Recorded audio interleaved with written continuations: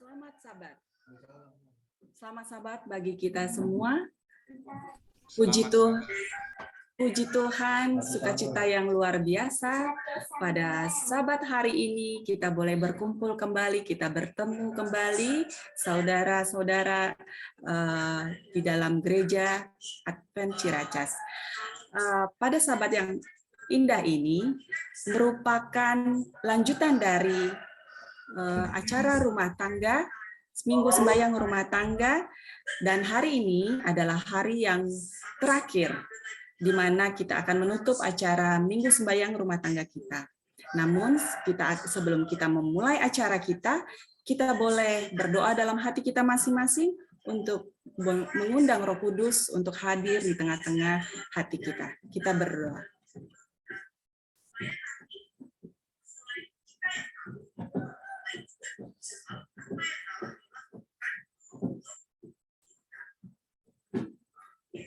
Amin. Baik, kita akan memulai perbaktian kita. Kita akan menyanyikan lagu pembuka, lagu Sion nomor 156. Kasih Yesus kepadaku. Ketika bangsa Israel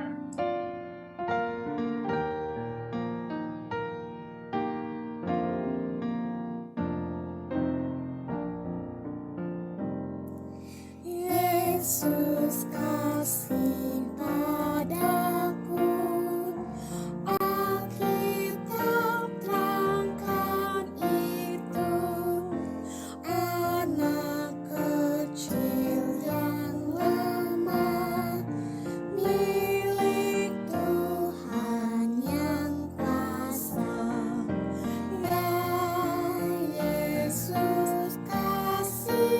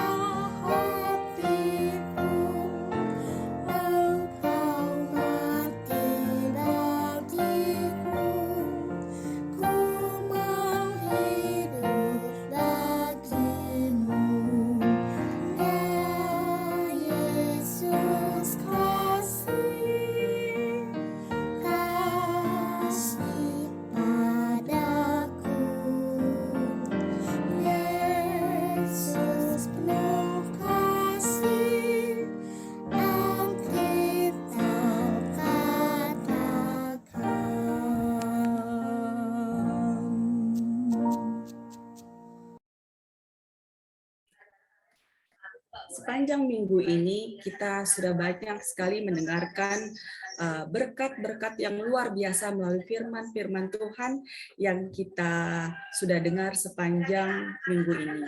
Nah, pada jam saat ini kita akan berbagi kelas, kita akan membuka sekolah sahabat kita di kelas masing-masing. Namun terlebih dahulu kita akan berdoa. Doa buka kami undang untuk Bapak Saud Purba untuk mendoakan diskusi sekolah sahabat kita.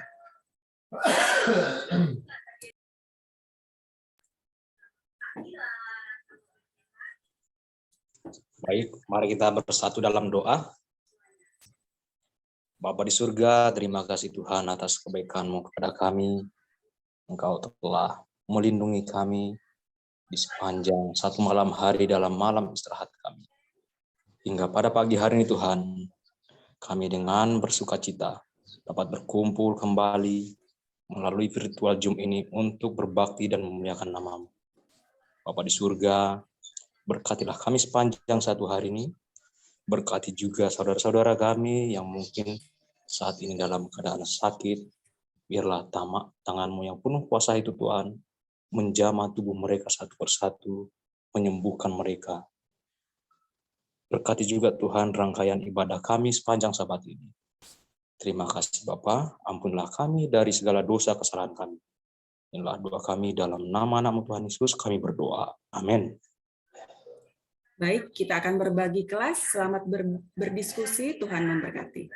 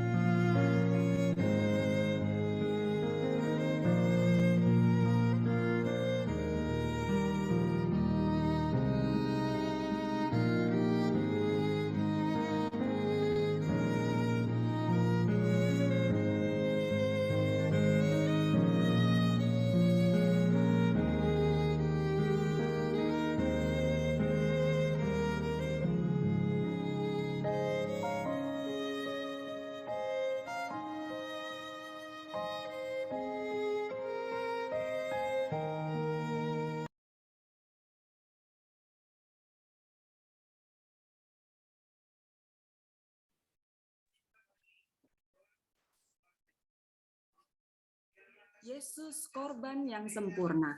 Begitu baik pelajaran sekolah sahabat kita pada sahabat hari ini, di mana kita diingatkan kembali bahwa begitu sempurna pengorbanan Yesus terhadap kita semua untuk menebus dosa-dosa kita. Bukan untuk kepentingan Dia, melainkan untuk kepentingan kita semua. Biarlah melalui pelajaran sekolah sahabat ini dapat lebih mendekatkan kita kepada Tuhan, kita semua terberkati, dan biarlah kita semua bisa mengandalkan Tuhan di dalam segala kehidupan keluarga kita masing-masing. Baiklah, pada jam ini adalah jam khusus untuk pendidikan. Kami serahkan waktu ini kepada Ibu Libertina Tampu Bolon. Salam, selamat sahabat untuk kita semuanya. Apakah suara saya terdengar? Terdengar, Mem. Kita bersatu dalam doa. Bapa di surga, kembali kami mohon pertolongan Tuhan, khususnya promosi sekolah, saksian yang akan hamba bawakan. Di dalam nama Yesus kami berdoa. Amin. Sepanjang 1 minggu ini, kita sudah mengikuti minggu sembahyang rumah tangga. Dan apa ya hubungannya antara rumah tangga, sekolah, dan juga gereja? Boleh, Api? Oke, kita lihat yang ini, ada rumah tangga, ada gereja, dan ada sekolah. Semua berdiri sendiri-sendiri ya. Salah ya, kurang baik ya. Mungkin yang kedua. Oke, yang ini gereja di depan, sekolah di depan, rumah tangga di belakang. Jadi rumah tangga sebagai penolong gereja dan rumah tangga juga menolong sekolah. Wah, tambah beban berat dong rumah tangga itu. Pekerjaannya bertambah berat. Baik, yang ketiga. Kalau yang ketiga, rumah tangga berada di depan. Jadi gereja dengan sekolah bekerja sama sebagai penolong rumah tangga. Dan inilah yang benar. Allah mau gereja menolong sebagai penolong rumah tangga. Sekolah juga sebagai penolong dari rumah tangga. Itulah sebabnya betapa pentingnya sekolah dan gereja bagi seluruh rumah tangga yang ada di jemaat Tuhan. Mari kita lihat yang pertama. Mungkin bisa yang slide berikutnya. Oke, penolong rumah tangga. Sekolah adalah penolong rumah tangga. Ada yang katakan, saya nggak usahlah sekolah di sekolah Tuhan, cukup biarlah urusan agama cukup dari gereja saja. Jadi rumah tangga cukup gereja saja yang jadi penolong. Jadi sekolah biarlah di sekolah yang lain yang tidak mengajarkan tentang kebenaran Tuhan. Mungkin ada juga yang berhasil ya, anak-anak yang berhasil. Tetapi kalau kita lihat persentasenya, anak-anak yang mendapat pendidikan dari sekolah Tuhan itu memiliki kekuatan yang melebihi, kekuatan di dalam menghadapi kehidupan yang melebihi daripada yang di luar dari sekolah. Ya, saya lihat sih wajar banget, penolongnya kan ada dua tuh, gereja dan sekolah. Beda dengan satu penolong dengan dua penolong, sudah tentu lebih kuat. Jadi itulah mengapa alasan bahwa sekolah itu adalah sangat penting bagi anak-anak kita, sekolah gereja, karena memang anak-anak kita ini boleh dibilang 5 hari waktunya lebih banyak di sekolah. Jadi kalau misalnya rumah tangga kita belajar 1 minggu ini, rumah tangga itu yang berbahagia adalah ada Yesus. Yesus hadir dalam rumah tangga. Di gereja diberitakan tentang Yesus, tentang memperkenalkan Yesus. Di sekolah juga memperkenalkan Yesus. Jadi visi dan misi tujuannya sama. Jadi untuk menolong rumah tangga ini sehingga anak-anak yang ada yang Tuhan percayakan di dalam rumah tangga ini bisa mengenal Tuhan. Baik, yang kedua juga kenapa ya begitu pentingnya anak-anak kita sekolah di sekolah gereja. Yang kedua adalah mujizat Tuhan. Ada orang pikir, sekolah di PAC ini mahal sekali, saya tidak sanggup. Kalau harus mengajukan permohonan, waduh, saya malu, saya tidak mau. Ya, memang saudaraku untuk mendapatkan yang terbaik itu memerlukan pengorbanan. Mungkin dengan bersekolah, di sekolah yang lebih mahal di PAC, mungkin kita harus uang jajan anak-anak kita harus tiadakan, mungkin apa-apa yang seharusnya kita mau beli, kita harus batasi ya.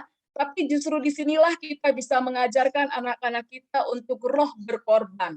Dan juga yang Yesus ingin tunjukkan mujizatnya. Saya sangat lama sebenarnya saya menunggu kesaksian seperti yang dibagikan oleh Bapak Sijabat. Bagaimana Tuhan menolong pada saat mereka sekolahkan anak mereka di sekolah Tuhan, Tuhan berkati usaha tangan mereka sehingga mengalir terus bisa dan itulah mujizat yang anak-anak kita harus tahu.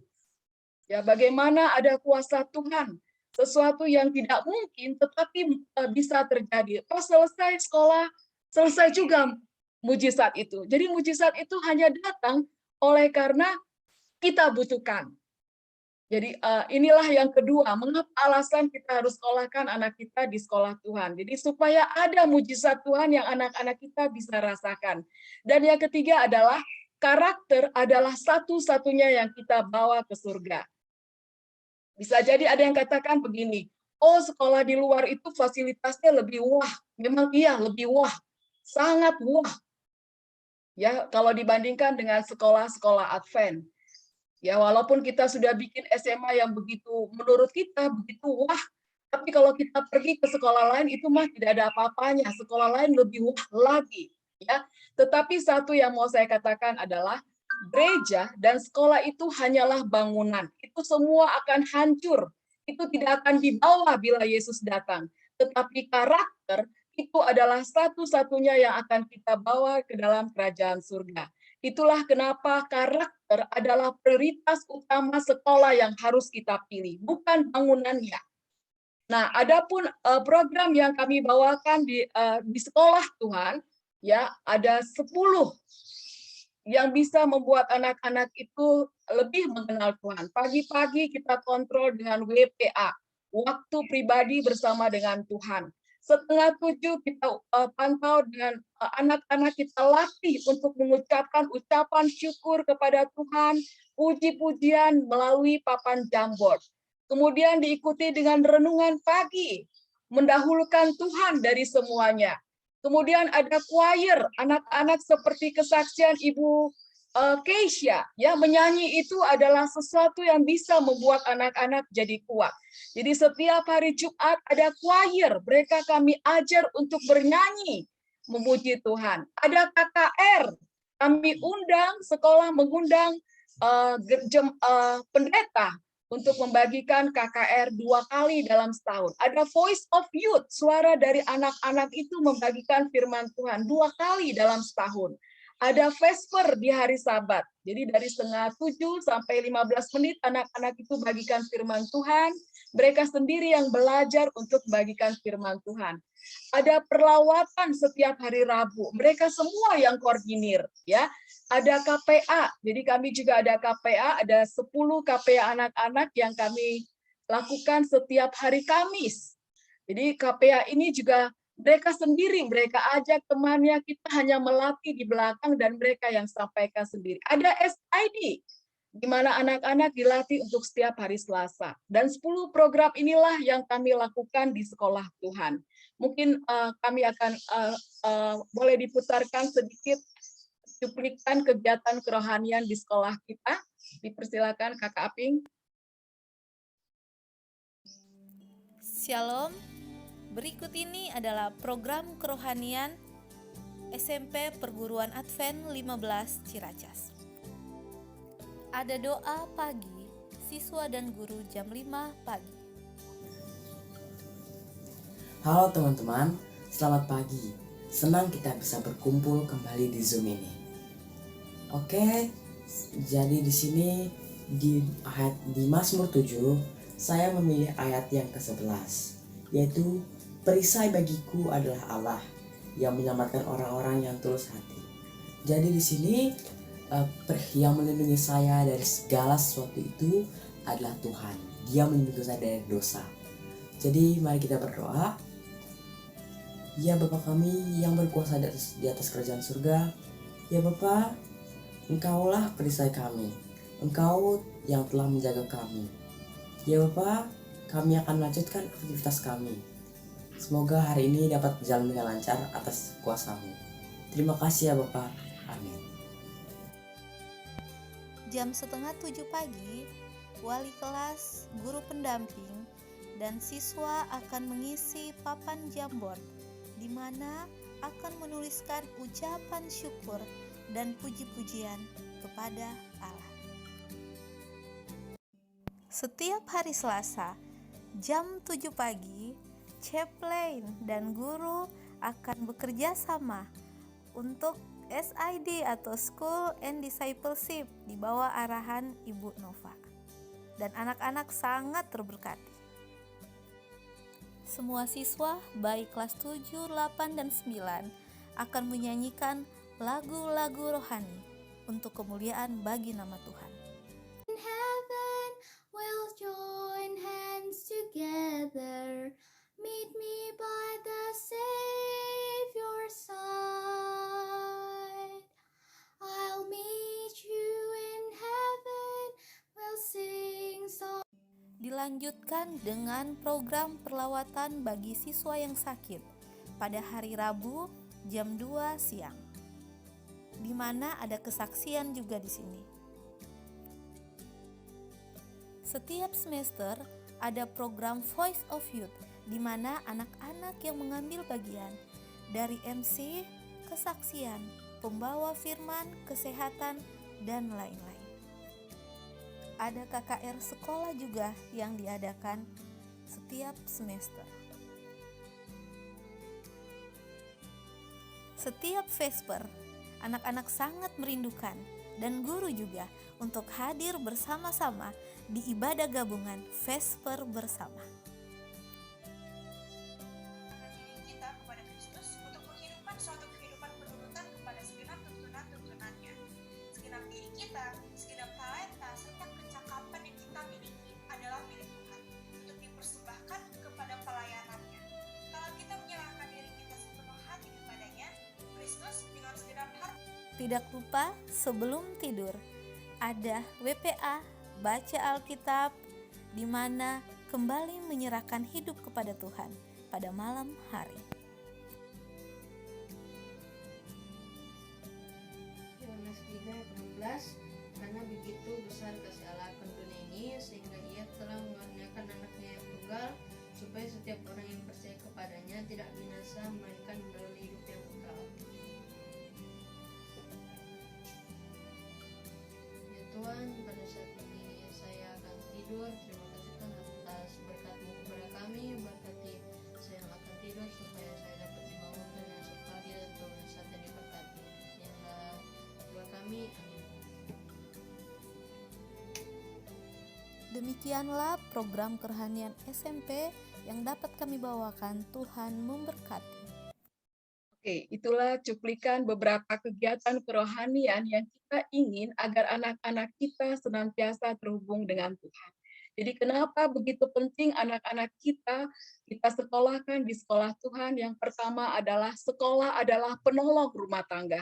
Yang kedua, kita ingin supaya anak-anak bisa melihat mujizat Tuhan di dalam segala kekurangan kita. Yang ketiga, kita ingin karakter Yesus yang menjadi bagian di dalam kehidupan anak-anak kita. Dan yang keempat, sekolah ini adalah milik Allah. Bisa jadi kita pikir, guru-gurunya biasa-biasa aja, kurang kompeten, kurang mencerminkan tentang Yesus. Tapi satu hal yang harus kita akui, bahwa sekolah ini adalah sekolah Yesus. Walaupun kami, Bapak Ibu Guru, memiliki banyak sekali kekurangan dan kelemahan, tetapi saya bisa melihat bahwa ada Yesus yang bekerja di balik kami. Saya ingin saksikan, seringkali saya melihat nilai anak-anak itu sangat-sangat rendah. Saya pikir, berapa kali saya coba 4. Saya berdoa, Tuhan kasih nilai 5, sehingga nilai ujian mereka bisa baik. Tetapi saya lihat kuasa Tuhan di balik itu, Dia memberikan nilai 8, bahkan nilai 10. Dan ini semuanya adalah karena ada Tuhan di balik sekolah ini. Tuhanlah pemilik sekolah ini. Dan yang terakhir, sebagai anggota jemaat Tuhan, apa yang harus saya lakukan? Bukankah gereja? Gereja adalah kita. Kita adalah penolong bagi anak-anak yang ada di rumah tangga jemaat kita, dan juga kita adalah penolong bagi setiap anak yang ada di sekolah kita. Apa yang dapat kita lakukan? Mungkin kalau kita punya anak usia sekolah, mari kita sekolahkan anak-anak kita di PAC. Tidak usah Bapak Ibu khawatir akan biaya. Ada banyak mujizat-mujizat Tuhan yang anak-anak kita akan lihat, sehingga itu bisa menjadi kekuatan di dalam kehidupan mereka. Apa saya tidak punya anak, mungkin saya bisa terlibat dengan tim SID, mengajarkan firman Tuhan setiap hari Selasa. Atau saya tidak bisa, saya tidak mengerti untuk itu. Mungkin kita bisa promosikan sekolah ini. Atau kita bisa, saya pernah dengar ada anak yang datang ke sekolah dari mana, karena tetangganya Advent, jadi langganan salon. Jadi sambil dia salon, cerita sesama orang Kristen, dia promosi akan sekolah ini. Atau kita bisa ajak anak dari teman kita, tetangga kita, sahabat kita untuk sekolah di sekolah ini, supaya mereka bisa mengenal Yesus. Atau kita bisa terlibat setiap bulan ada persembahan khusus pendidikan, di mana persembahan ini bisa menolong anak-anak yang bersekolah di sekolah kita, yang kebetulan tidak beruntung untuk sekolah di sekolah kita. Jadi dengan persembahan pendidikan ini bisa menolong mereka. Atau bisa jadi Tuhan memberikan kita berkat yang berlimpah. Kita bisa menjadi orang tua asuh bagi mereka, membantu biaya pendidikan mereka. Atau kalau tidak, kita bisa doakan sekolah ini setiap hari di dalam rumah tangga kita. Mungkin bisa 1, 2, atau 3, 4 poin yang bisa kita lakukan. Ada banyak hal sebagai anggota jemaat yang bisa kita lakukan. Terima kasih. Kakak Aping, boleh ditutup kembali? Baik, di akhir ini saya ingin menyaksikan satu peristiwa. Jadi Agustus yang lalu saya pergi ke NTT dan saya bertemu dengan teman saya. Sebenarnya teman SD, jadi 38 tahun yang lalu. Saya suka cita sekali bisa bertemu dengan dia. Saya melihat kehidupannya yang diberkati Tuhan dengan anaknya, dan juga dia sebagai orang tua asuh. Ada banyak orang tua, banyak anak-anak yang diasuh, dan selain 3 anak, dia punya 5 anak asuh di rumahnya. Wow, luar biasa sekali saya melihat keluarga ini. Dan saya lihat pada masa lalunya, 38 tahun yang lalu, anak ini sebenarnya ayahnya adalah tukang becak, ibunya tukang cuci-cuci di rumah orang, dan mereka 8 bersaudara. Jadi makan pun tidak ada. Jadi kebetulan mereka punya gubuk, itu pun bukan gubuk mereka bikin dikit karena orang yang dekat dengan sekolah dan gereja kita. Jadi akhirnya keluarga ini menjadi bagian dari gereja. Ya, mereka semua bagian dari gereja. Dan saya ingat pada waktu pendeta kami yang melayani di sana mau pergi ke NTT, diambillah 1 anak ini bersama dengan mereka. Dan disitulah anak ini diperkenalkan tentang Yesus. Dia katakan, Kak, karena dia memang lebih muda dari Kak, saya tahu tentang Yesus selain dari keluarga pendeta yang membawa saya. Yang makan aja tidak ada. Wah, luar biasa. Dan akhirnya saya lihat 8 anak dari tukang beca ini yang terpencar-pencar, ada yang jadi pendeta. Kalau saya ketemu dia ketawa, ada yang jadi pendeta, dan kebanyakan adalah tua-tua jemaat. Dan satu lagi yang membuat saya sangat terharu, dia katakan, dia cerita sama anaknya, dia bawa anaknya, dia tunjukkan ke saya, dan dia ceritakan tentang orang tua saya. Saya tidak berpikir, saya tidak tahu cerita itu. Dia katakan, hari yang kami waktu kecil sangat bahagia itu adalah hari Minggu. Kenapa? Saya katakan, jadi kalau hari Minggu itu kebetulan kami pelihara ayam di rumah. Jadi kalau hari Minggu bapak saya selalu bawa telur ayam ke rumah mereka dan tukar dengan kangkung yang ada di parit-parit itu. Jadi minta tolong mereka ambilin kangkung, nanti dikasih telur ayam gratis. Dan telur ayam itu adalah makanan termewah yang dia inginkan. Jadi setiap hari Minggu pagi mereka lihat mana Pak Napitupulu sudah datang belum. Jadi kalau dia lihat Pak Napitupulu datang, legahnya luar biasa. Jadi saya, wah, luar biasa Bapak saya ini. Padahal saya tahu Bapak saya pun bukan orang yang berada, bukan orang yang punya. Seringkali kami juga kesulitan di dalam keuangan, tetapi masih mau untuk memberi. Dan hari ini yang menjadi renungan bagi kita semua adalah, maukah kita terpanggil untuk menolong rumah tangga yang ada di jemaat Tuhan, ataupun rumah tangga anak-anak yang Tuhan sudah titipkan di dalam sekolah Tuhan. Ada banyak mujizat yang kita sendiri akan rasakan di saat kita memberikan pertolongan kepada anak-anak tersebut. Kita tunduk kepala, kita berdoa. Bapa di surga, kembali kami ucap syukur dan terima kasih berkat Tuhan pagi Sabat ini. Mampukan kami Tuhan agar kami dapat menggunakan kesempatan kehidupan kami untuk bisa menolong rumah tangga yang ada di jemaat kami, khususnya anak-anak dan juga menolong anak-anak yang Tuhan sudah hantarkan di sekolah kami. Terima kasih ya Bapa, kami akan melanjutkan acara kami selanjutnya. Di dalam nama Yesus kami berdoa. Amin.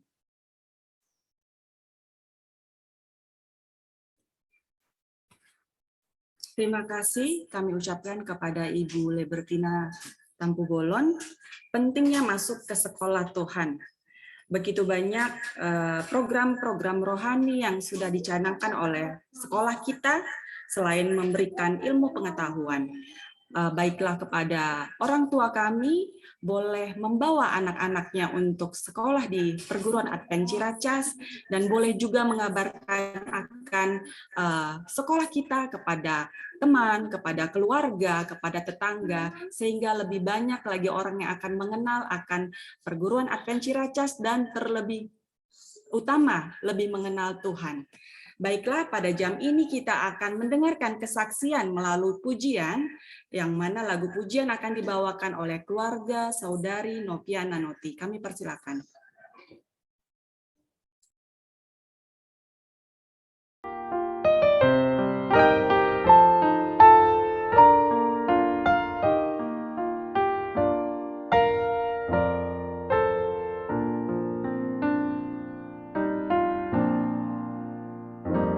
Years of time has come and gone since I first had it told how Jesus would come again someday.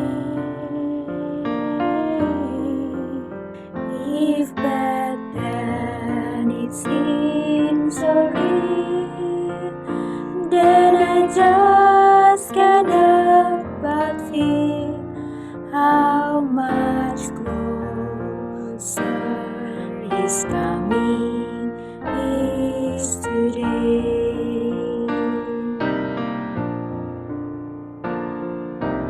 Sign of the times are everywhere.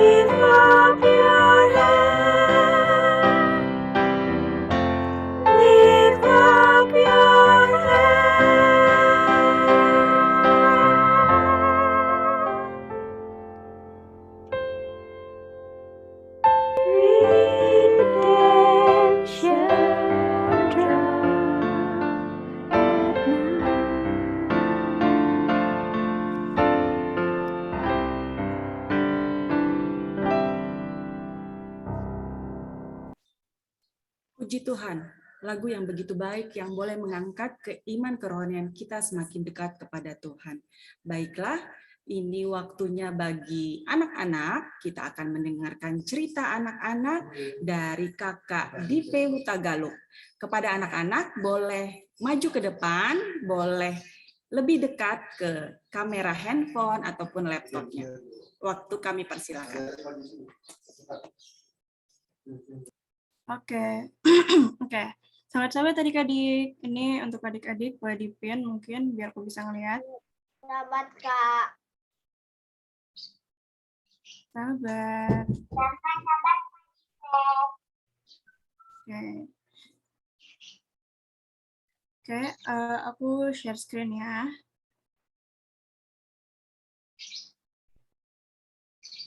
Oke, apakah sudah terlihat screen-nya? Terlihat Kak. Oke, thank you. Oke. Sahabat-sahabat adik-adik semuanya. Selamat Kak Dipet.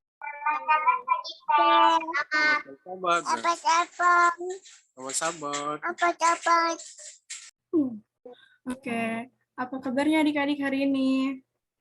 Luar biasa. Saya Dalam hal apa adik-adik? senang berdoa, senang membaca Alkitab, senang berkati, senang berbagi, senang berfungsi. Oke, terima kasih. Tema khotbah anak selama triwulan 1 tahun 2022 ini adalah Aku akan pergi menceritakan tentang Yesus. Dengan harapan agar adik-adik mau pergi untuk menceritakan tentang Yesus. Oke, sebelumnya ada yang mau bantu berdoa buat aku nggak nih?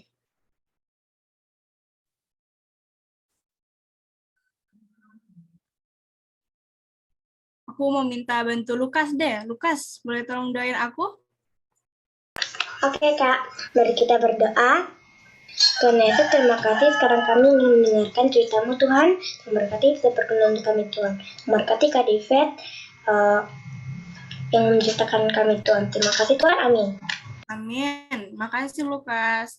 Sekarang ada yang tahu nggak judul cerita anak kita pada hari ini judulnya apa? Oke, nggak ada ya.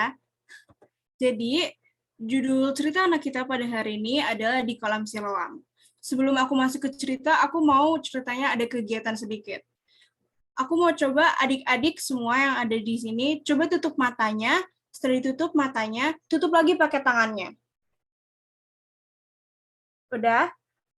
Kalau kayak gitu, kalian bisa ngelihat apa? Ada yang lihat apa-apa nggak? Nggak bisa ngelihat ya? Oke, boleh dibuka matanya.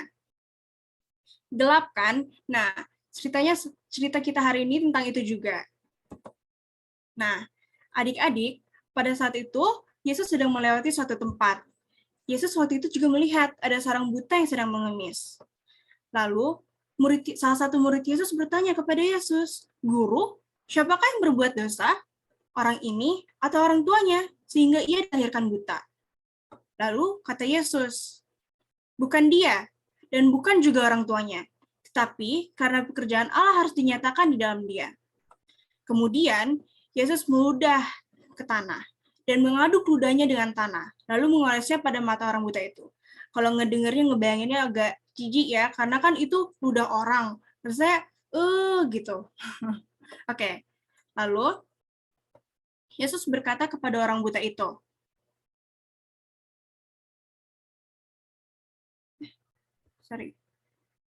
Lalu Yesus berkata kepada orang buta itu, pergilah, basuhlah dirimu di kolam Siloam. Maka pergilah orang buta itu. Nah, orang buta itu melakukan apa yang Yesus perintahkan. Dan apa hasilnya adik-adik? Orang yang tadinya buta itu, yang nggak bisa melihat apa-apa, sama seperti adik-adik tadi, kalau nutup mata itu yang gelap, sekarang sudah bisa melihat. Nah, orang buta itu sangat-sangat bahagia. Karena selama dia hidup, dia nggak bisa ngeliat apa-apa. Gelap semuanya. Dan sekarang dia bisa melihat semua keindahan-keindahan yang ada di dunia ini. Seperti gantengnya Lukas, cantiknya Abel Airil, dan yang lain-lain. Nah, melihat peristiwa itu, orang-orang yang tadinya taunya si orang buta itu, ini orang kan dulu suka ngemis, sama orangnya buta, nggak bisa ngeliat apa-apa. Kok sekarang dia bisa ngelihat? Lalu, karena mereka bingung, Mereka nanya ke si orang buta itu, siapa yang menyembuhin kamu? Gitu. Terus kata orang buta itu, orang yang disebut Yesus itu mengaduk tanah, mengoleskannya pada mataku, dan menyuruhku untuk membasuh diri di Siloam. Dan sekarang aku dapat melihat. Bahkan, orang-orang Farisi juga menanyai dia, apakah katamu tentang dia yang sudah memelekkan matamu? Ia adalah seorang nabi, jawab orang yang tadinya buta itu. Orang buta itu tidak takut kepada orang Farisi, bahkan ia mengakui bahwa ia percaya kepada Tuhan. Nah, adik-adik yang baik, seorang yang buta sejak lahirnya tentu tidak memiliki kesanggupan sebagaimana orang yang normal, yang bisa melihat bagaimana keindahan bunga yang cantik, biasanya kan bunga sangat cantik kan. Nah, tapi dia nggak bisa melihat. Dan sekarang setelah Yesus menyembuhkan dia bisa melihat. Namun, setelah Yesus memelekkan matanya, maka orang itu menjadi juru kabar yang berani. Yesus rindu agar adik-adik menjadi juru kabar yang menceritakan tentang kebaikan Yesus. Mari, ceritakan apa yang kalian rasakan tentang kebaikan Yesus, agar orang lain juga dapat mengenal Yesus. Ayat inti kita pada hari ini terdapat di Yohanes 9 ayat 17. Ada yang mau bantu aku nggak baca ayat inti kita hari ini?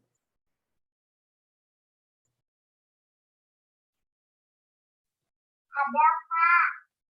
Oke, silakan Ben. Yohanes 9 ayat 17. Lalu kata mereka pula kepada orang buta itu, dan engkau apakah katamu tentang dia, karena ia telah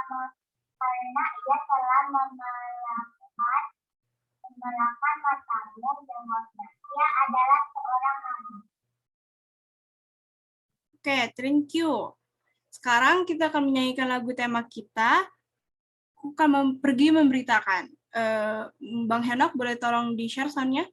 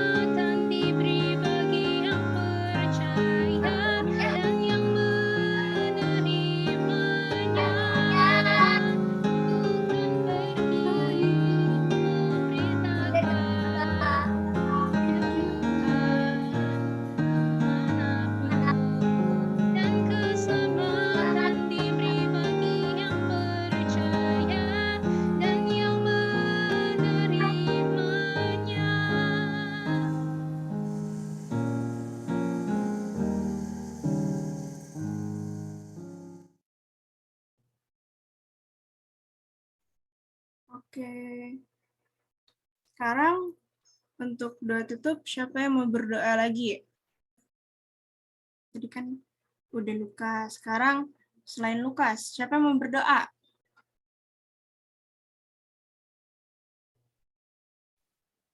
Abel, Kak. Oke, Abel, silakan. Mari kita bersatu di dalam doa. Tuhan Yesus, terima kasih Tuhan, kami sudah selesai mendengarkan kita anak-anak. yang dibawakan oleh Kadika Tuhan. Berkati kami Tuhan agar kami bisa mengikuti dengan baik dari cerita anak-anak ini Tuhan. Terima kasih Tuhan untuk didikan kami dan nama Yesus kami berdoa. Amin. Amin. Oke, thank you adik-adik. Baik, terima kasih buat Kakak Dive untuk cerita anaknya, cerita yang baik, di mana Tuhan bisa menyembuhkan orang buta. Biar kita walaupun masih kecil, kita bisa memberitakan kebaikan Tuhan kepada semua orang. Baik, pada jam ini adalah jam kesaksian, di mana sepanjang minggu ini kita sudah mendengar kesaksian tiap-tiap keluarga, di mana kesaksian menguatkan masing-masing kita. Nah, pada saat ini kita juga akan mendengarkan kesaksian. Namun sebelum itu saya dulu untuk kasih kesaksian sedikit ya. Nanti boleh dilanjutkan, mungkin ada yang mau kesaksian, boleh dilanjutkan nanti. Kesaksian yang mau saya sampaikan pada sahabat ini yaitu saya sangat bersyukur sekali atas berkat Tuhan kepada keluarga kami, di mana masa-masa sulit sudah mulai satu persatu kami lewati, di mana belakangan kami sekeluarga mulai dari Desember ya, ada aja yang sakit, dari orang tua saya, dari mertua saya sakit, terus saya sakit lagi, terus anak-anak saya sakit, dan terakhir suami saya sakit. Pada saat itu saya merasa, Tuhan, pundak saya berat banget. Udah ya Tuhan ya, cukup ya, capek banget Tuhan. Itu pada saat itu mungkin saya udah merasa lelah ya. Tadi juga di sekolah sahabat juga kita ada kesaksian juga mengenai merasakan pergumulan ya, pergumulan dan tiap-tiap keluarga pasti ada. Di satu sisi saya mungkin pada saat itu saya capek, saya pada saat itu nganter Herbert Bapak Herbert jam 8 malam, saya nyampe rumah jam 2 subuh, di mana saya harus hilangkan ketakutan saya di jalan sendiri, nyetir. Saya nyampe rumah, saya lihat anak-anak saya udah nggak kepikiran lagi, saya langsung tidur. Nah, keesokan harinya baru saya ingat, oh suami saya di rumah sakit ya, gitu. Baru saya mulai sedih lagi. Saya mulai ini lagi, kan ya. Cuman saya berpikir, dan saya sempat cerita juga sama teman saya panggil dia kakak, dia selalu mendengar keluhan saya ya, mau saya celotehan saya, sedih, mau ketawa-ketawa, dia selalu dengar ya. Terima kasih ya Kak. Saya dikuatkan kembali, oh saya nggak boleh begitu, saya harus datang kepada Tuhan. Dan beberapa sahabat kemarin juga kita ada pelajaran di sekolah sahabat yang mengatakan semakin dekat kita kepada Tuhan, pencobaan itu pasti akan semakin berat. Mungkin bagi saya pribadi ini saya ngerasakan capek, saya merasakan berat. Mungkin pergumulan keluarga-keluarga yang lain juga ada mungkin yang lebih berat dari saya. Saya nggak boleh turun iman saya harus bangkit. Saya bilang begitu dalam hati saya. Puji Tuhan, datang lagi acara Minggu Sembahyang, semakin menguatkan saya. Saya merasa beban saya satu-satu sudah mulai meringankan pundak saya.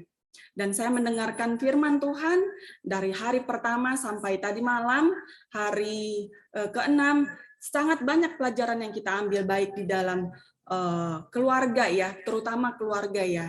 Dan ada pelajaran yang menyentil saya, yaitu pelajaran yang kedua. Pelajaran kedua mengingatkan saya kembali, ya sebelum-sebelumnya MC juga pernah ya mengatakan kalau nada-nada orang Batak itu bukan do rendah ya, tapi do tinggi. Nah, saya termasuk nada do tinggi kalau di rumah ini ya. Saya belajar untuk menurunkan level suara saya dari do tinggi, sekarang sudah mulai turun jadi la. Jadi tingkatan tetangga nada ke-6 ya, la ya. Nah, sedikit turun, tapi terkadang nggak gampang. Sama seperti pembicara Ibu Tagalung bilang, menuliskannya gampang, mengucapkannya gampang, tapi melakukannya susah sekali. Jadi saya mau cerita sedikit jadi adik, maaf ya adik Airil ya, mama cerita sedikit. Jadi 2 hari yang lalu Airil itu main warna-warna. Jadi pewarna makanan dia campur ke sini, jadilah warna-warna, jadi macam-macam warna. Saya udah ingatkan sehabis dia kelas, saya ingatkan disusun ya mainannya. Itu tangga nada masih do ya.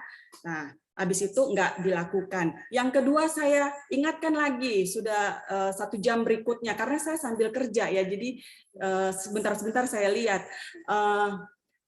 Nah, tangga nada saya udah keempat ini, yang udah ke fa. Tolong ya, mama lagi kerja, jadi bantu mama supaya kerjaannya ringan. Mainannya tolong dirapikan, jangan berantakan, mama bilang gitu kan. Ternyata tidak dilakukan.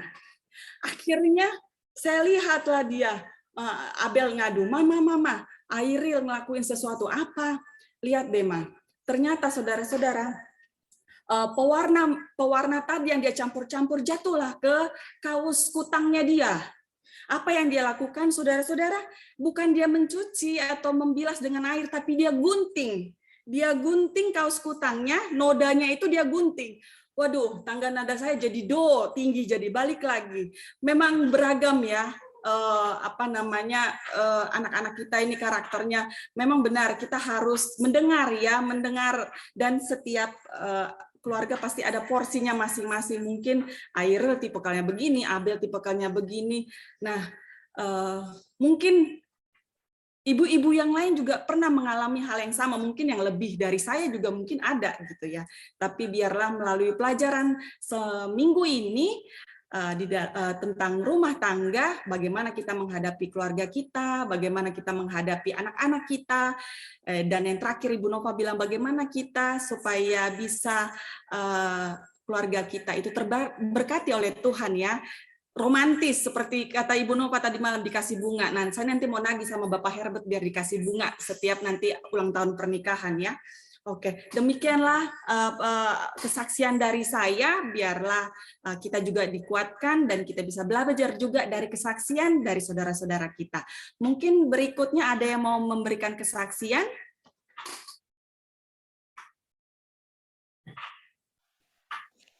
Baik, selamat Sabat bagi kita semua. Terima kasih, puji Tuhan, kita bersyukur sepanjang 1 minggu ini kita telah mendengarkan firman Tuhan tentang rumah tangga dan kita sudah saling mendoakan. Ya, saya sangat terkesan dengan saling mendoakan ini. Dan di hari pertama, kedua, saya mendoakan minimum 3 orang sesuai dengan minimum requirement. Ya, dan ada hal yang luar biasa yang saya rasakan pada saat kita mendoakan orang lain. Dan kita sampaikan bahwa kita telah mendoakannya. Pada umumnya, semua senang didoakan. Dan responnya sama. Dia katakan, terima kasih telah mendoakan kami, dan doa yang sama untuk Bapak Volter dan keluarga. Ada hal penting yang saya lihat di sini, ketika kita mendoakan orang lain, kita juga didoakan. Dan saya senang juga didoakan. Lalu yang kemudian, poin yang kedua, ketika kita mendoakan orang lain dan menyampaikan bahwa kita telah mendoakannya, kita sedang menjalin komunikasi dengan saudara kita itu. Ada 1 orang yang saya doakan, dan ketika saya sampaikan saya mendoakannya, dia jawab kepada saya, terima kasih telah mendoakan saya, tolong didoakan saya sudah 1 minggu isolasi mandiri. Saya melihat di sini, ketika kita mendoakan orang lain, maka kita terjalin komunikasinya. Dan saya tawarkan, bolehkah didoakan secara jemaat? Dia bilang boleh, dan saya sampaikan ke tim komunikasi supaya didoakan. Dan puji Tuhan, 2 hari kemudian dia bersaksi di WA Group Ciracas, dia telah sembuh dari penyakitnya. Jadi suatu berkat yang luar biasa, yang saya rasakan secara pribadi sepanjang 1 minggu ini di dalam program Minggu Sembahyang Rumah Tangga. Mudah-mudahan ini menjadi kebiasaan kita, sampai ke depan, saling mendoakan. Terima kasih, Tuhan memberkati. Terima kasih buat Bapak Volter Siole untuk kesaksiannya. Adakah lagi dari kita yang mau memberikan kesaksian? Kami berikan waktu untuk mungkin 1 lagi ya. Kami persilakan. Boleh dari kami kali, Bu ya. Boleh, silakan Bapak Simbolon. Makasih banyak untuk waktunya. Satu minggu ini adalah minggu yang sulit bagi kami ya, terkhusus bagi saya pribadi. Jumat kemarin saya harus pulang ke rumah lebih cepat dari tempat pekerjaan oleh karena saya merasakan kesehatan sangat terganggu, dan memang betul ya, Jumat malamnya demam tinggi, batuk, sesak. Tapi puji Tuhan ada istri yang mendampingi, dan ada Pak Simbolo juga kemarin saya mintakan untuk urut. Dan yang membuat saya makin sedih adalah sampai hari Sabtu anak-anak masih oke, tapi ternyata nggak kuat juga mungkin mereka, karena kita satu rumah ya, akhirnya anak-anak juga harus tumbang semua, istri juga. Tapi puji Tuhan hanya berselang 3 hari kalau saya tidak salah ingat, bagaimana setiap saya terbangun saya selalu bawakan doa, Tuhan nggak apa-apa lah Tuhan, izinkan anak-anak saya sakit tapi jangan sampai bawa maut gitu ya. Dan Tuhan dengarkan, dan saat ini anak-anak sudah ceria semua, sudah sehat, walaupun masih batuk-batuk. Kemarin sebenarnya saya udah mau ke sekolah, tapi teman-teman bilang, nggak boleh ke sekolah, harus swab dulu. Jadi itu passwordnya katanya, baru bisa gabung lagi ke mereka. Jadi mungkin nanti mudah-mudahan jauh lah itu ya, biarlah sehat-sehat semua. Hari Senin kita akan swab, dan Selasa akan masuk kerja lagi. Terima kasih. Tuhan kiranya memberkati kita semua, dan terima kasih untuk doa-doanya. Seperti yang disampaikan Pak Walter tadi, memang luar biasa kuasa doa ya. Ada hal yang di luar kemampuan nalar kita, sanggup dilakukan oleh doa itu sendiri. Terima kasih, Tuhan berkati. Terima kasih buat Bapak Simbolon. Biarlah kita juga boleh mendoakan ya, supaya hasil swab keluarga Bapak Simbolon nanti semuanya negatif ya Pak ya, supaya kita semua sehat-sehat. Dan demikian ruang kesaksian kita pada hari ini. Pada jam ini kita akan doa syafaat. Doa syafaat akan dibawa oleh keluarga Bapak Pratikno. Kami persilakan.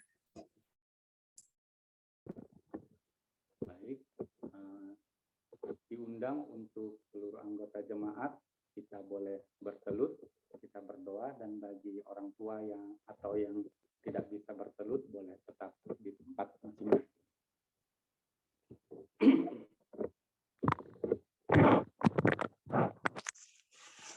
Kita bersatu di dalam doa. Bapa, kami umat-umat-Mu dari jemaat Ciracas, kami pada hari Sabat yang berbahagia ini datang ke hadirat Tuhan untuk mengucap syukur atas segala berkat dan rahmat dan kasih sayang yang Tuhan berikan kepada kami sampai pada saat ini. Terima kasih Bapa, di hari yang Sabat indah ini kami boleh datang ke hadirat Tuhan.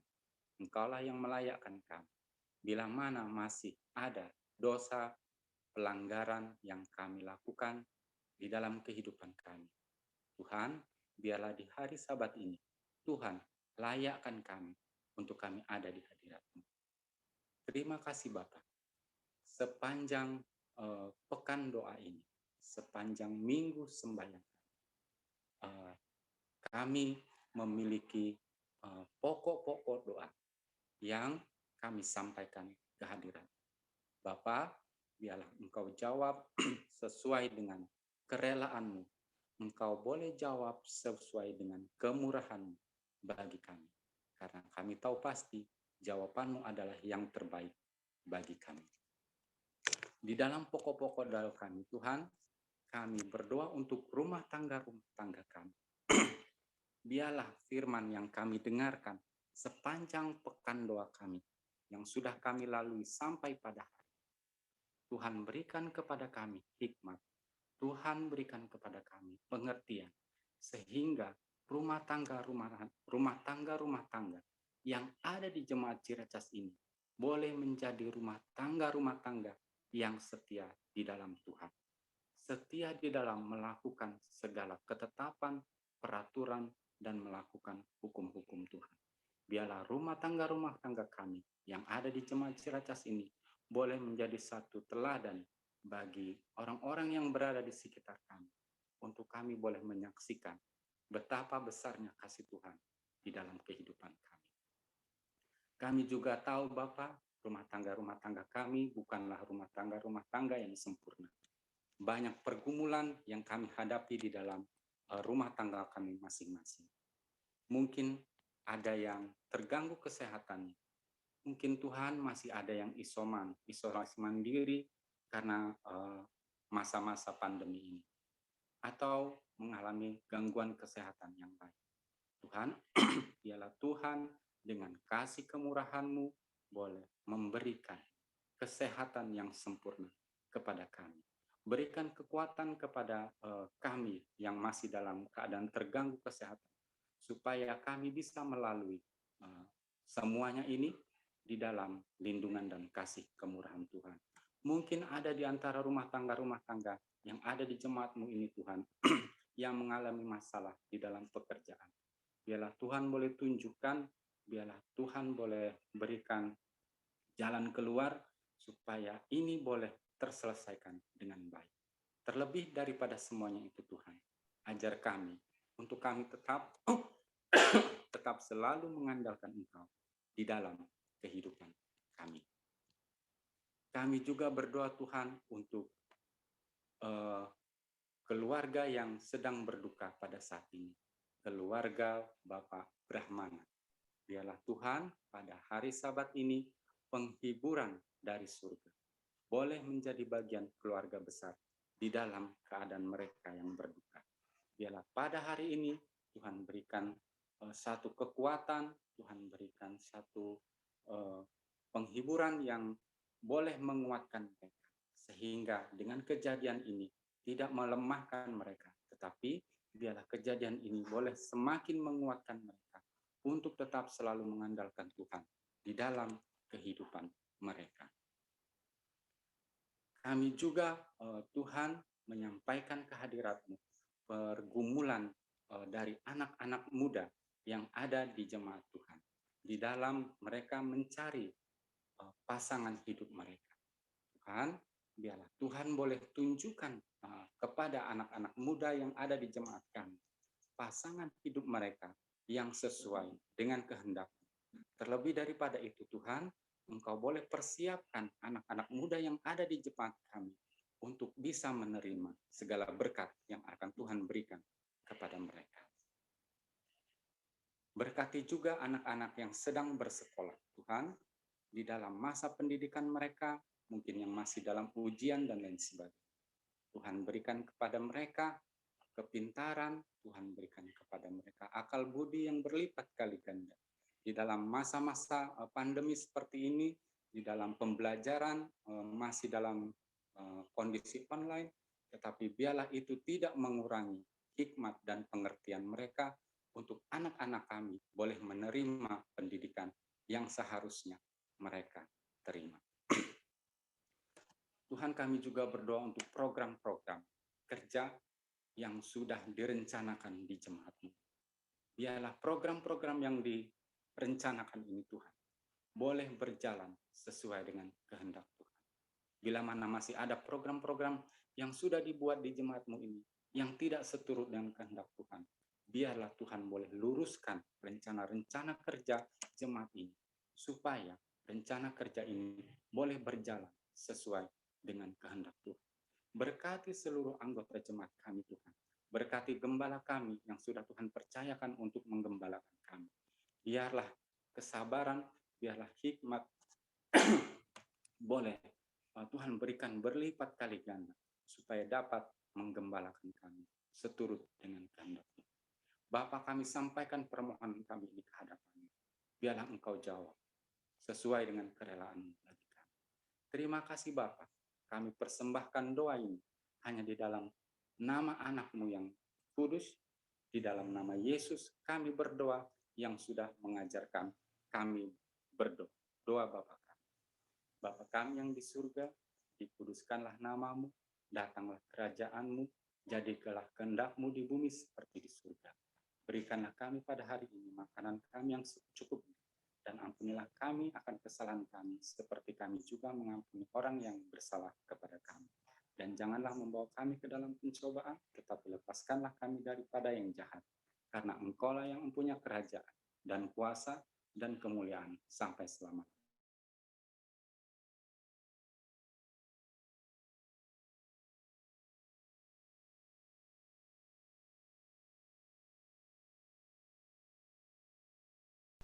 Amin.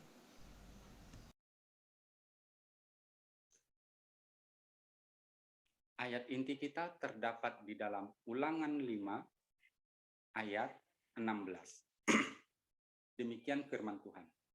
Hormatilah ayahmu dan ibumu, seperti yang diperintahkan kepadamu oleh Tuhan Allahmu, supaya lanjut umurmu dan baik keadaanmu di tanah yang diberikan Tuhan Allahmu. Firman Tuhan, kita bernyanyi dari lagu tema Rumah Tangga.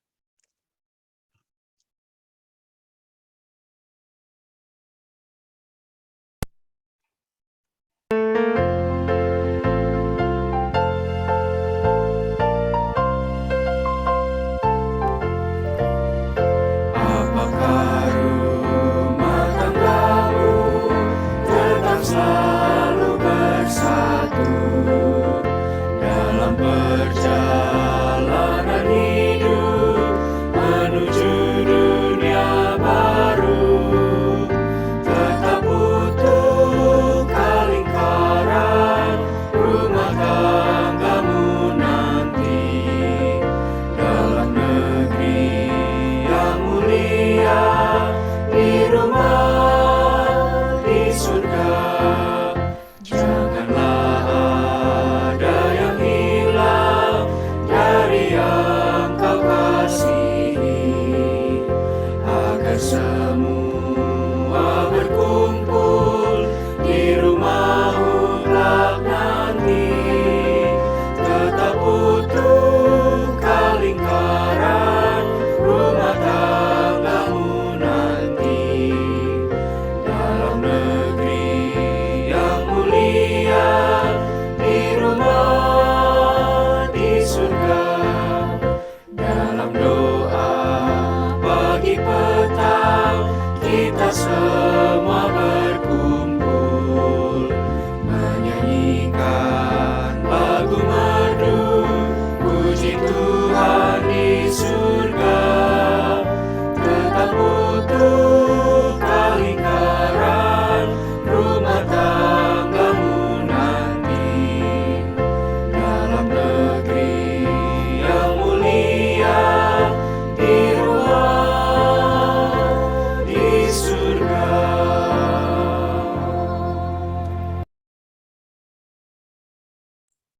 Kita siapkan hati kita dan waktu kita untuk mendengarkan firman Tuhan yang akan dibawakan oleh Ibu Pendeta Denny Herlina Manurung. Kami persilakan Ibu Pendeta.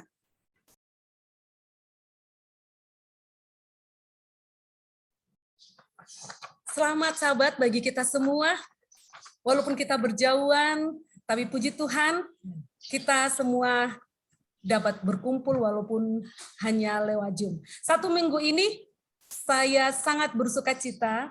Kenapa? Sukacita saya adalah saya mendapati ibu-ibu Ciracas sangat luar biasa. Selama 1 minggu ini, semua dari panitia, dari yang bawa acara, semuanya ibu-ibu.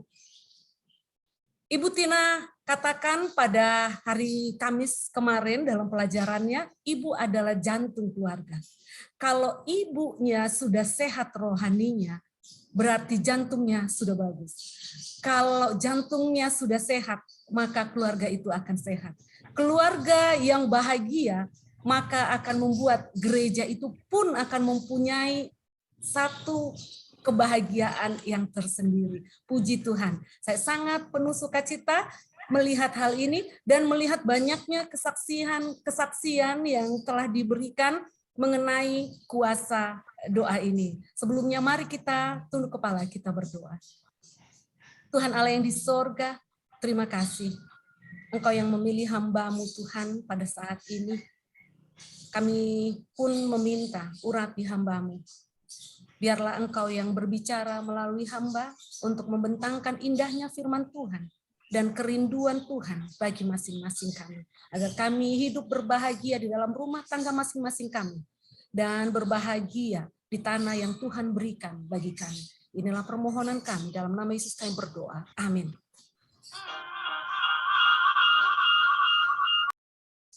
Oke, baik.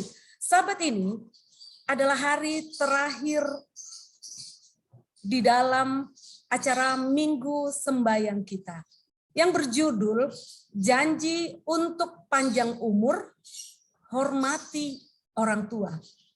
Jadi bagi kita semua yang rindu panjang umur, bukan minum pil ini, pil itu, bukan ikut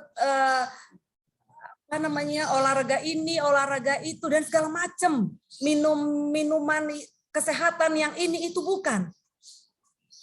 Janji Tuhan adalah kalau kita mau panjang umur, hormati orang tua. Saya juga mau memberikan kesaksian kenapa saya rindu selama 1 minggu ini kita saling mendoakan, karena ini adalah jam atau minggu sembahyang dalam 1 minggu. Namanya juga minggu sembahyang, mari kita sembahyang, mari kita berdoa bagi masing-masing kita. Akan ada apa hasilnya selama kita berdoa. Saya suka petikan kalimat ini. Petikan kalimat ini adalah saya ambil dari 10 hari pekan doa yang sudah kita lakukan beberapa tahun yang lalu. Cuman saya lupa tahun berapa, tapi saya selalu ingat kata-kata ini, petikan kalimat ini, yaitu kita seperti sekarang ini adalah karena doa orang lain. Kita seperti sekarang ini bukan karena kita sendiri, bukan karena kemampuan kita. Kita seperti sekarang ini adalah karena doa orang lain. Saya amini ini. Kenapa? Karena peristiwa ini terjadi kepada saya.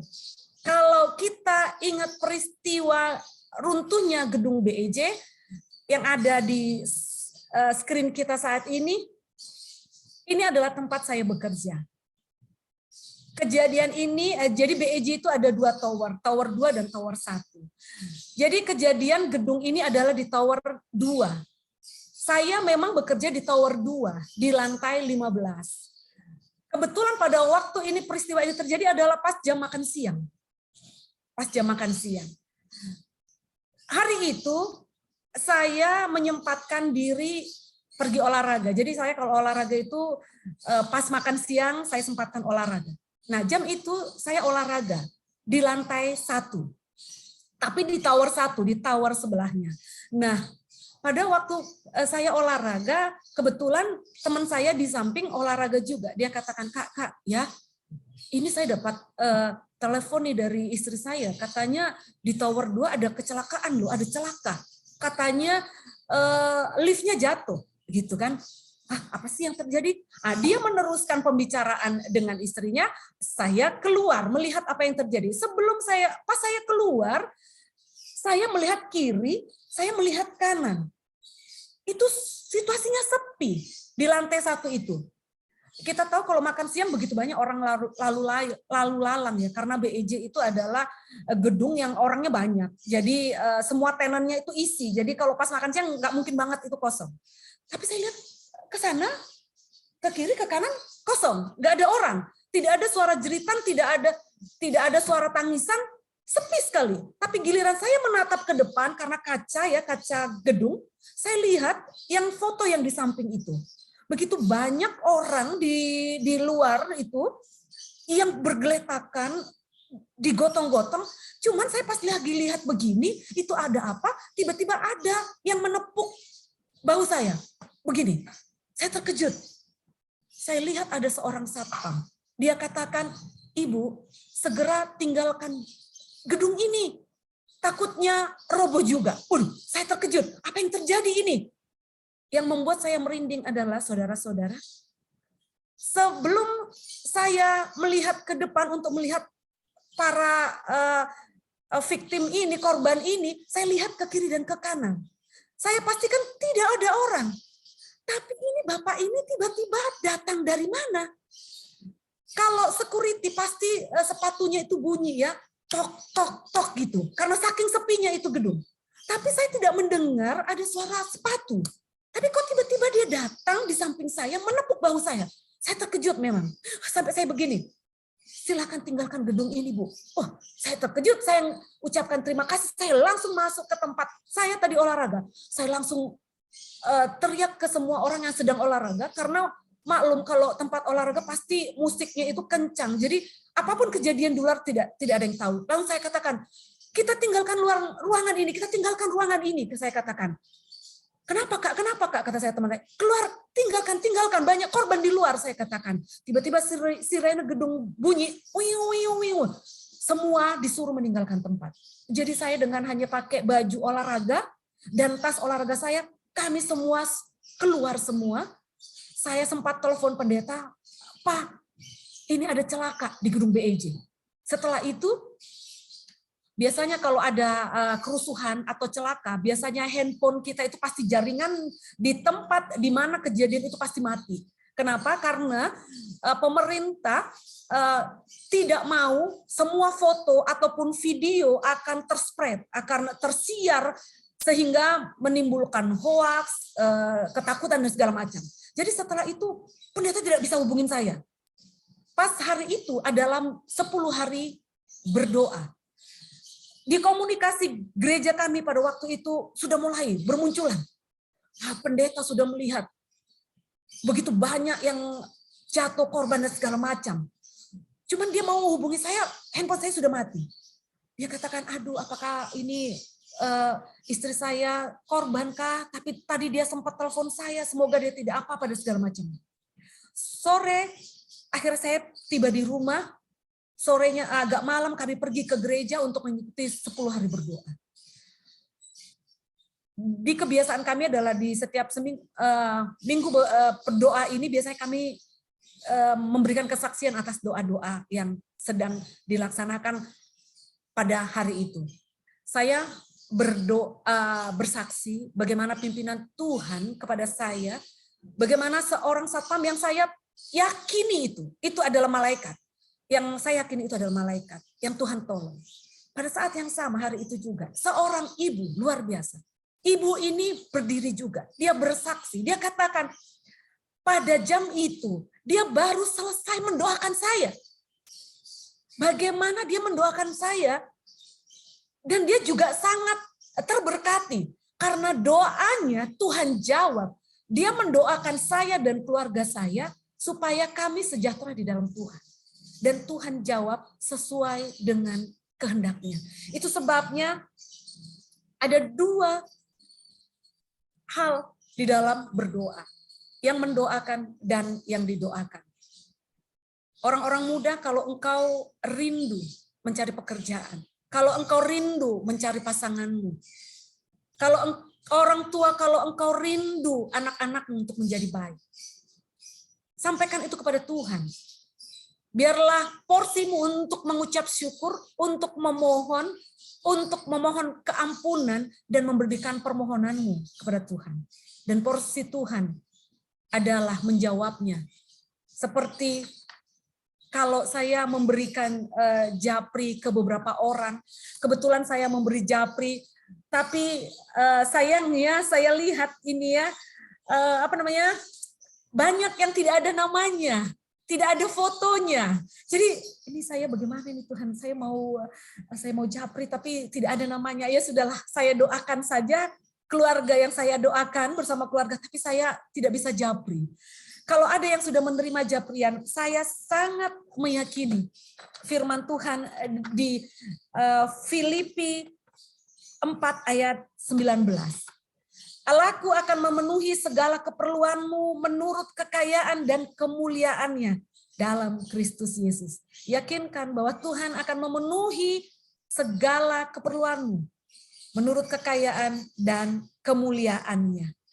Baik, sesuai judul Sabat hari ini, siapa orang yang paling banyak berdoa untuk kita?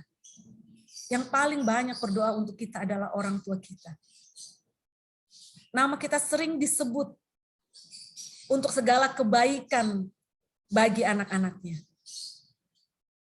Perintah menghormati orang tua itu bukan hanya karena orang tua ingin dihormati, ingin dikasihi. Tidak, siapa yang memintanya?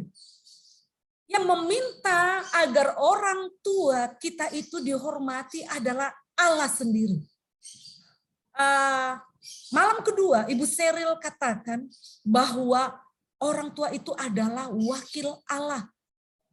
Itu dibuktikan di dalam 2 loh batu ini. 2 loh batu, banyak yang salah. 5-5. Padahal sebenarnya bukan. 2 loh batu itu terdiri dari adalah 4 dan 6. 4 adalah untuk Tuhan, 6 adalah untuk sesama manusia. Agar melindungi atau membentuk moral sesama manusia di dalam kehidupannya. Yang paling utama adalah di dalam hukum untuk mengatur sesama manusia. Ada 6 hal yang Tuhan catat di dalam loh batu ini. Yaitu yang pertama, di bawah 4, setelah itu 5. 4 untuk Tuhan, yang kelima adalah untuk orang tua. Artinya, seperti yang Ibu Seril katakan, orang tua adalah wakil Allah. Loh batu katakan bahwa setelah Allah, perintah berikutnya adalah untuk orang tua. Apa hukumnya? Yaitu hormati ayahmu dan ibumu. Apa hormat yang diminta oleh Tuhan? Sebentar kita akan pelajari. Sebagaimana beberapa hari kemarin kita mempelajari Abraham, keluarga Abraham, kita juga akan mempelajari apa itu menghormati orang tua dari keluarga Abraham. Hukum yang kelima, hormati ayahmu dan ibumu. Saya suka Ulangan 5 ayat 16. Bagi saya ayat ini sangat menyentuh, yaitu hormatilah ayahmu dan ibumu seperti yang diperintahkan kepadamu oleh Tuhan Allahmu, supaya lanjut umurmu. Kemudian, dan baik keadaanmu di tanah yang diberikan Tuhan Allahmu kepadamu. Semua orang ingin baik keadaannya. Semua orang. Mau yang dari kecil sampai yang tua. Apa sih keinginan kita hidup itu? Pingin kaya? Enggak. Karena banyak orang yang kaya tapi tidak baik keadaannya. Keadaan emosionalnya di dalam rumah tangga tidak baik. Hubungan suami, istri, anak, dan orang tua tidak baik. Jadi kekayaan yang kita punya juga tidak selamanya membuat kebahagiaan. Tapi Ulangan 5 ayat 16. Supaya lanjut umurmu, tidak hanya lanjut, Tuhan katakan. Kalau lanjut umurnya tapi kita tidak bahagia juga, kita bersedih. Ngapain katanya gitu ya? Ngapain kita lama-lama hidup di dunia ini tapi keadaannya ngebaik. Tapi ini Tuhan katakan, supaya lanjut umurmu dan baik keadaanmu. Efesus 6 ayat 1 sampai 3. Ini juga hal yang sama. Kalau ini dibunyikan, hai anak-anak, katanya. Hai anak-anak, taatilah orang tuamu di dalam Tuhan, karena harus demikian. Kalau sudah dikatakan harus, sudah tidak ada lawannya lagi. And atau or katanya. Tapi ini must, harus, demikian. Hormatilah ayahmu dan ibumu. Ini adalah suatu perintah. Diulangi lagi. Tadi dikatakan harus. Sudah harus, ini perintah. Seperti yang penting. Udah perintah penting lagi. Seperti yang nyata dari janji ini. Apa janjinya? Supaya kamu berbahagia dan panjang umurmu di bumi. Saya tambahkan lagi sesuai Ulangan 5 ayat 16. Supaya baik keadaanmu. Tuhan kasih clue kepada kita di dalam hidup ini. Apa cluenya untuk bahagia, untuk panjang umur? Yaitu hormati ayahmu dan ibumu. Perintah kelima mengharuskan anak-anak tidak hanya menghargai, tunduk, dan taat kepada orang tua mereka, tapi memberikan cinta dan kelembutan untuk meringankan kepedulian mereka, menjaga reputasi mereka, dan untuk menghibur mereka di usia tua. Itu sebabnya kenapa banyak pertanyaan-pertanyaan. Kenapa sih Advent ini nggak bikin panti jompo sih? Gereja-gereja lain itu loh, panti jomponya besar-besar, gitu. Kenapa sih Advent nggak bikin panti jompo? Ini saudaraku, karena organisasi kita menginginkan kita peduli kepada orang tua, serta menghibur mereka di usia tua. Itu sebabnya organisasi kita tidak membuat panti jompo. Karena orang tua harusnya bersama-sama dengan kita. Saya sangat berbahagia melihat keluarga di mana ada orang tua tinggal bersama-sama mereka. Silakan perhatikan, di mana ada orang tua tinggal bersama-sama keluarga ini. Anak-anaknya ceria, anak-anaknya cerah, anak-anaknya berbahagia. Saudara-saudara boleh perhatikan satu sama lain ya di sesama jemaat kita. Kami sudah melayani sekitar 20, hampir 27 tahun di Jakarta ini. Jadi kami sudah mengamati begitu banyak keluarga-keluarga yang berbahagia. Keluarga-keluarga yang menderita. Bukan karena tidak punya uang keluarga ini. Uangnya banyak. Tapi penderita. Kenapa? Karena yang satu katakan, keluarga yang satu katakan, aduh, ibu pendeta beginilah katanya gitu. Kenapa? Aduh, saya sangat senang sebenarnya kalau mama saya atau bapak saya di rumah. Tapi inilah yang di rumah inilah. Itu dia, sudah mulai. Kenapa? Karena di rumah inilah, aduh maklumlah orang tua ini kadang-kadang agak cerewet lah, inilah, itulah. Jadi sering begini begitu. Saudara-saudaraku, saya baru menyadari waktu saya sambil mempersiapkan ini ya. Kalau kita sering mendengarkan, kenapa dikatakan lanjut umurmu katanya, kalau menghormati orang tua. Saya melihat begitu banyak keluarga yang cekcok satu sama lain. Atau sampai berpisah. Kalau ditanyakan kenapa? Apakah karena perempuan lain? Atau karena laki-laki lain? Terus dikatakan, enggak. Nah terus kenapa? Gitu ya. Kalau ditanya kenapa? Habis dia mama on. Kalau sudah begitu gini. Terus kalau enggak habis dia dengarkan kata-kata orang tuanya. Loh, kenapa kalau apa salahnya kalau pasangan kita mendengarkan orang tuanya? Saya katakan ini bukan karena saya tidak punya mertua. Mertua saya meninggal 10 tahun yang lalu, itu terakhir 2011. 11-12 tahun yang lalu orang tua pendeta meninggal dunia, dua-duanya. Terakhir ibu mertua saya. Saya katakan ini bukan karena saya tidak punya mertua, tidak. Suami saya ini adalah orang yang sangat sayang kepada orang tuanya. Waktu saya tidak bekerja 7 tahun lamanya. Saya tidak bekerja, suami saya ini seorang pendeta, tapi dia bisa pulang 1 tahun 2 kali. Ya, 1 tahun 2 kali. Terus saya katakan begini, Tuhan, dan suami saya ini suka membantu keluarganya. Saya katakan Tuhan ini tidak salah. Saya bersyukur punya suami yang mengasihi orang tuanya dan saudara-saudaranya. Kalau dia penuh kasih kepada orang tuanya, maka dia akan penuh kasih kepada saya. Cuman Tuhan, kalau seperti ini ada yang salah, saya katakan kepada Tuhan. Ya. Ada yang salah. Oleh karena itu Tuhan, saya rindu, Tuhan bantu saya. Nah, itu doa saya. Tuhan bantu saya, Tuhan berikan saya pekerjaan. Seperti yang Ibu Nova katakan, setiap keluarga harus punya komitmen. Ya, setiap keluarga punya komitmen.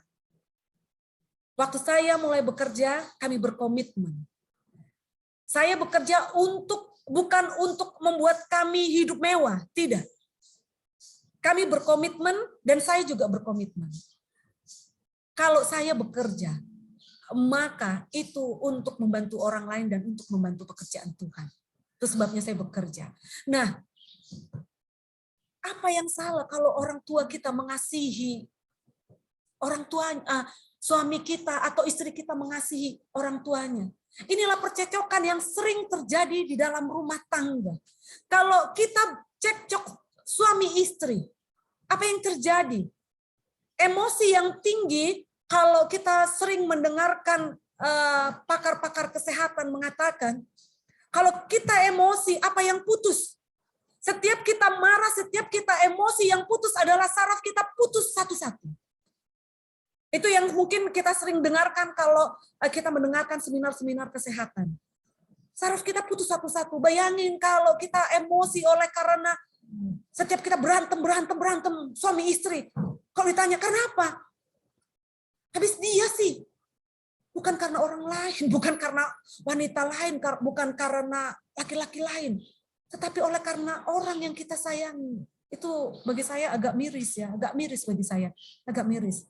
Orang yang kita sayangi, tapi itu yang mengganjal hati kita untuk membahagiakan suami atau istri. Harusnya orang tua menjadi berkat bagi kita, bukan untuk menjadikan duri di dalam daging.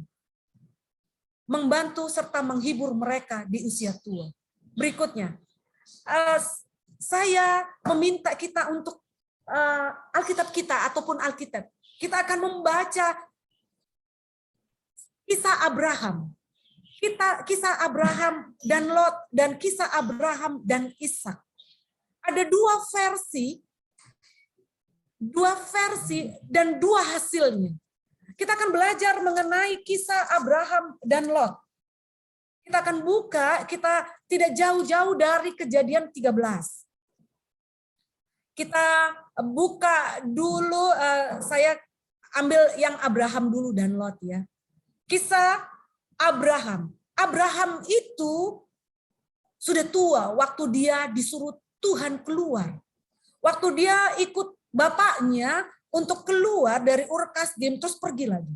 Waktu dari Ur Kasdim dia pergi, umurnya di dalam Kejadian 12 ayat 4, Kejadian 12 ayat 4, usia Abraham sudah 75 tahun.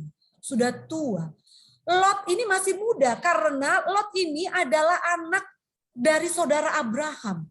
Bapaknya meninggal, jadi Lot ini karena tidak punya anak, dia bawa anaknya.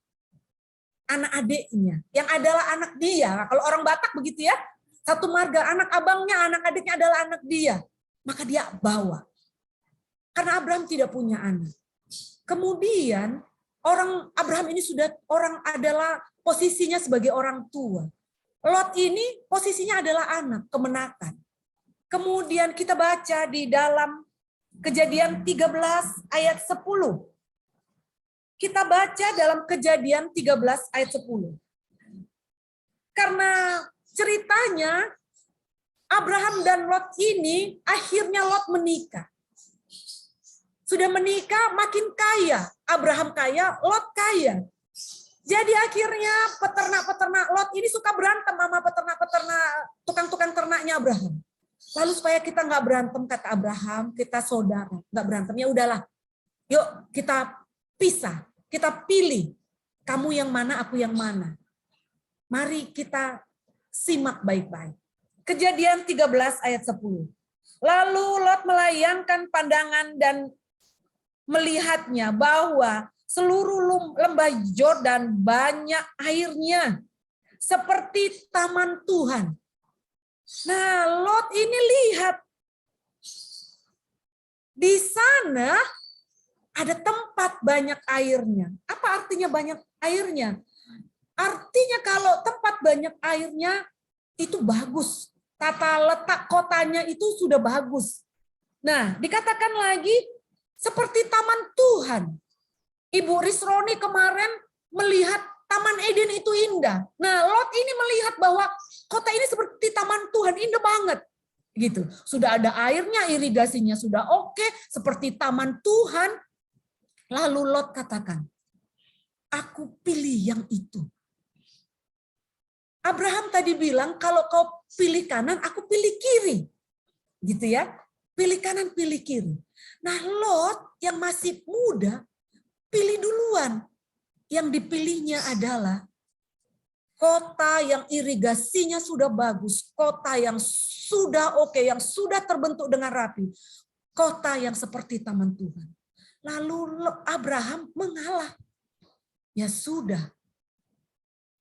Maka Abraham tidak memilih lagi.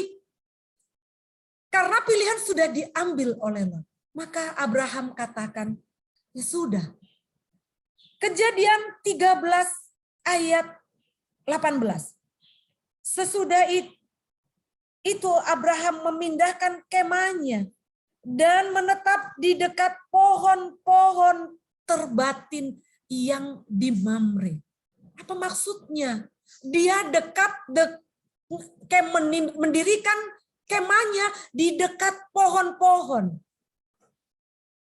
Apa yang banyak di pohon-pohon? Di tempat yang banyak pohon-pohonnya artinya apa itu? Artinya itu hutan. Ya, artinya itu hutan. Kalau kita baca di Alfa Omega jilid 1, Abraham itu tinggal di hutan pohon terbatin. Bayangin saudara, Lot satu masih muda. Abraham yang sudah tua. Dikasih lagi harus membuka ladang baru gitu ya. Kalau kita sekarang katakan Lot sudah tua, dia harus buka ladang baru untuk menjadikan tempat tinggalnya itu suatu kota. Bayangin dia harus berpikir lagi, menyuruh orang-orangnya, bikin irigasi ya, bikin lahan supaya lahannya ini kosong, supaya kita bisa beternak, kita dan segala macamnya. Lot hanya tinggal enak. Tapi kita lihat saudaraku, apa hasil kehidupan Lot? Dia harus kehilangan semuanya. Dia tidak bisa memenangkan bahkan satu jiwa dari orang-orang peternak-peternaknya. Firman Tuhan katakan peternak Lot itu ada ribuan. Tapi giliran Abraham katakan untuk menyelamatkan Lot, sampai dia deal dengan Tuhan. Tuhan, kalau ada 10 deh. 4 ditambah anggota-anggotanya, itu pun tidak ditemukan. Apa yang sudah dicari oleh Lot hilang. Anak-anaknya pun akhirnya, anak-anaknya melahirkan keturunan, yang itu pun menjadi bangsa yang di bumi hanguskan oleh Tuhan karena jahat di mata Tuhan. Kita akan belajar dari Ishak. Kita akan baca di dalam Kejadian juga. Apa yang kita pelajari dari Ishak dan apa yang kita dapatkan dari Ishak. Ishak kita baca di dalam Kejadian 21 ayat 9 ayat 9. Kejadian bukan ayat 21 bukan ayat 2 tapi ayat 9. Pada waktu itu Sarah melihat bahwa anak yang dilahirkan Hagar, perempuan Mesir itu, bagi Abraham, sedang main dengan Ishak, anaknya sendiri. Ayat ini mengatakan, Ishak bermain dengan Ismail. Walaupun sebenarnya itu bukan saudara kandungnya. Tapi dia main-main, akur. Ya, akur. Kemudian Ishak itu adalah anak yang menurut. Kita baca di dalam Kejadian 22 ayat 9. 22 ayat 9. Sampailah mereka ke tempat yang dikatakan Allah kepadanya. Lalu Abraham mendirikan mezbah di situ. Disusunnyalah kayu, diikatnya Ishak anaknya itu. Ini saya waktu membaca ini, diikatnya. Saya yakin Ishak sudah tahu karena waktu diajak oleh bapaknya katakan kita mau bikin korban bakaran. Gitu. Jadi waktu mereka menyusun kayu demi kayu, dia juga sudah tahu untuk apa kayu-kayu ini? Untuk membakar. Nah, sekarang pertanyaannya dombanya di mana? Tidak ada domba. Yang ada hanyalah dia seorang diri. Dan sekarang bapaknya bilang ikat. Saya mau bertanya dulu. Kalau dari kemarin saya dengar, senang sekali saya bolak-balik nama Bastian dipanggil ya. Saya sangat bersyukur karena banyak anak-anak di samping saudara mengikuti Minggu Sembahyang. Saya sangat senang sekali. Ini adalah keluarga-keluarga yang diberkati. Bastian, Ibu Pendeta mau nanya dulu. Bastian, kalau diikat sama papanya, mau nggak? Mau nggak Bastian diikat sama papanya? Ada Bastian di sini? Maukah Bastian? Enggak, Bu Pendeta. Belum kedengaran nak suaranya? Enggak, Ibu Pendeta.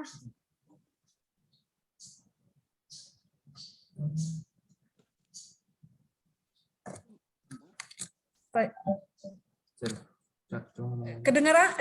Diulang Bastian. Kalau Bastian diikat papa mau nggak? Enggak. Oh nggak mau, betul. Saya yakin setiap anak sudah tahu dia bahwa itu ada korban sebentar lagi. Dia diikat. Saya sendiri luar biasa firman Tuhan ini. Dia tahu, dia diikat sama bapaknya. Menurut saudara, dia tidak meronta-ronta. Yang bagi saya yang luar biasa adalah bagaimana kita dapat membentuk karakter seorang anak hingga bisa menjadi menurut.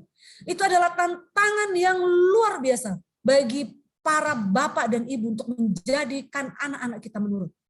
Berikutnya adalah menghormati pendapat orang tua. Kita baca di dalam Kejadian 24 ayat 3. Kejadian 24 ayat 3. Supaya aku mengambil sumpahmu demi Tuhan Allah yang empunya langit dan yang empunya bumi, bahwa engkau tidak akan mengambil untuk anakku seorang istri dari antara perempuan Kanaan. Ishak dicarikan bukan berarti ini Siti Nurbaya. Ini adalah tantangan bagi anak-anak muda. Bagaimana Anda harus menurut. Bila orang tua Anda mengatakan, jangan nak, jangan dia. Kenapa Papa? Orang tua bukan karena dia masalah kaya atau tidak kaya. Tetapi orang tua katakan, demi Tuhan, bahwa aku lihat dia bukanlah yang cocok karena bla bla bla bla bla. Apakah kita mampu orang muda menghormati pendapat orang tua? Karena banyak sekali orang tua menangis dan menceritakan kepada kami, para hamba Tuhan, dia katakan, aduh pendeta, anakku kalau tidak dia katakan, saya tidak akan menikah dengan orang lain kalau tidak dengan dia. Setelah itu, orang tua ini bersedih karena anaknya selalu di dalam kesulitan rumah tangga. Oleh karena kekurangan uang, tidak. Oleh selalu masalah dan masalah. Menghormati pendapat orang tua. Kemudian Ishak kita dapati, dia hormat kepada orang tuanya hingga akhir hidup orang tuanya. Kita baca di dalam Kejadian 25 ayat 9.